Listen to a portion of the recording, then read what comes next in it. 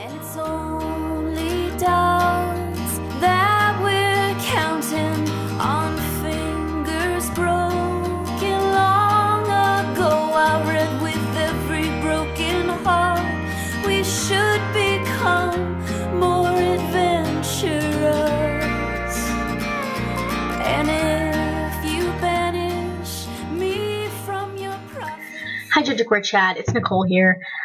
This week's topic is about being genderqueer in the city or country that you're from and how people deal with it, with gender in general, and I guess about you being genderqueer. And what is it like being genderqueer somewhere else? Do you know of that at all? So, as you guys know, I'm from Texas. Being genderqueer has been really interesting here. I guess it's a little painful to talk about sometimes for me, but I'm going to try. Most people in Texas think of the gender binary in very extreme terms. That has there's several reasons why that is. But I think the big reason is because of the extreme conservative religious beliefs in this part of the country. Most people you meet are going to be white, Christian, and conservative here. Most everyone. Not everyone. It's a huge, huge state. There's lots of different kinds of people. I have queer friends here. I have gay friends here. I have every kind of friend, you know. But, I mean, typically what you're going to run into is white, Christian, and conservative, especially in a lot of the rural areas like where I grew up. Now, I'm living in kind of a college town right now, but I did grow up in a really, really, in a smaller town. Not with horses and not that small. but it was definitely a smaller community of people, and it was very, a very kind of extreme conservative society there. Where I'm living now, things are much more liberal, although you still run into the same type of person a lot of the time, but they're usually more liberal in general in their thinking and more open-minded. Being gay is definitely more common here in the city where I'm living now. But gender identity is foreign to most people here, most everyone I meet, except for like cross-dressing, like drag queens. Most people know about drag queens and transsexuals, people, the standard, typical trans narrative. But overall, I mean, here in the city, it's. I feel more that I'm a little invisible as a queer person. I feel like people read me as a lesbian, unless I talk to them about it. Once I talk to them about it, it seems like it's been working out in my benefit. Lately, I've been just kind of getting it out there at the beginning. And it seems to be going well, and I think that it makes sense. It makes sense to people that I'm getting close to or wanting to form relationships with. Me being queer makes sense to them, so that's good. But in rural areas, things are a lot more bleak.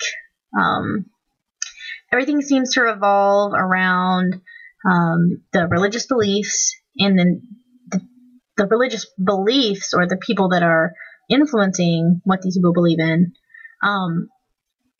The priority is to only present things to children. Their big thing is children.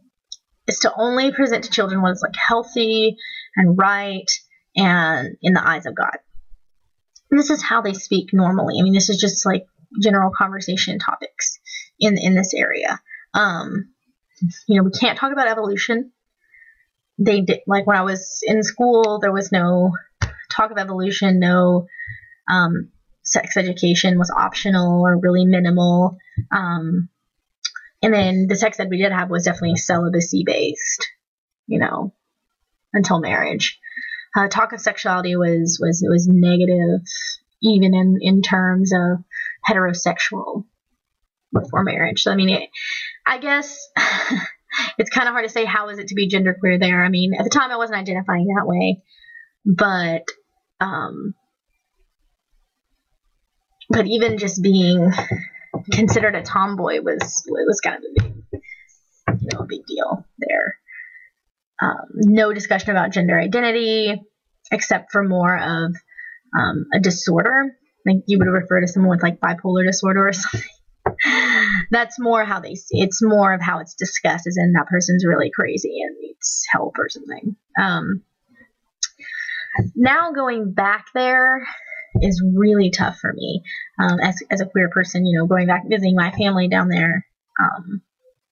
I just feel really awkward, and I do definitely feel like people stare at me and don't know what to make of me. So not my favorite place to go, but you choose where you live for a reason. I live here now and it's much better. But it's still hard even here. I do like and dislike this part of living here and being genderqueer here in Denton. I like the fact that most people here are, educated, coming from, we've got 2 colleges here, 2 major colleges, and then like a community college about 15 minutes away. So there's a lot of open-minded people that are letting, education guide them in their journey.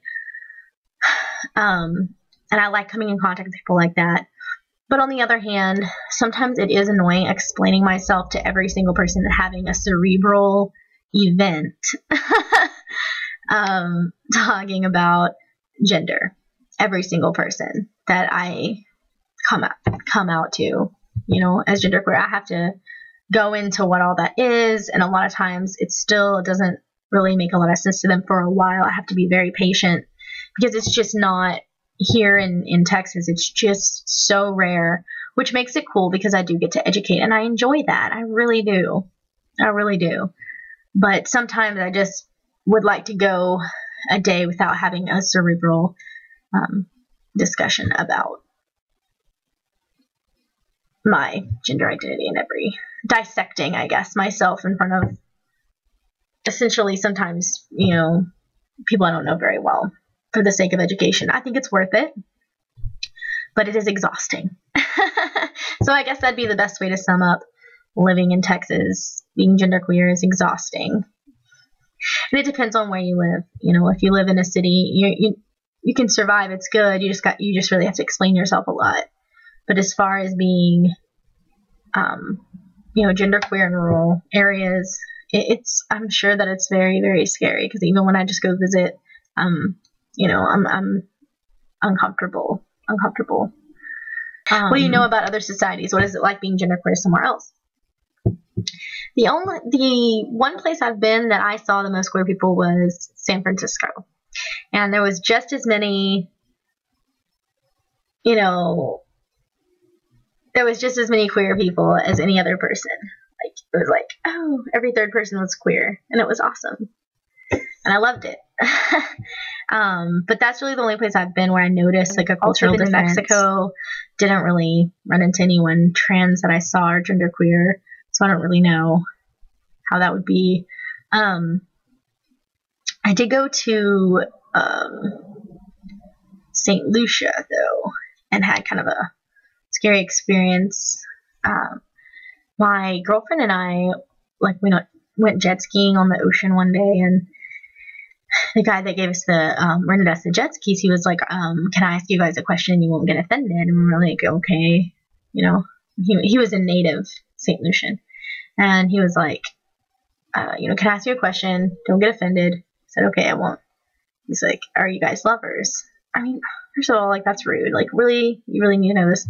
So we're like, yeah, because, at that point, what are you going to do? But tell the truth. And I walked away a little bit after that, and Stephanie was behind me, and he, grabbed her, and he was like, if you ever want a big man in you, then, just call me. So, I don't know. It was inappropriate and really, really, really scary. I don't know. That was negative. Obviously, that wasn't even necessarily about gender, but the reason why they thought we were lovers in the first place is because I was sporting my cargo shorts and I don't even know, a tank top or something. And I just looked, by their standards, rather masculine in presentation. So that's why they assumed, I was a lesbian. So I guess it would not be fun there. I guess that's all that I have today. But I hope that you guys have a great week. Bye.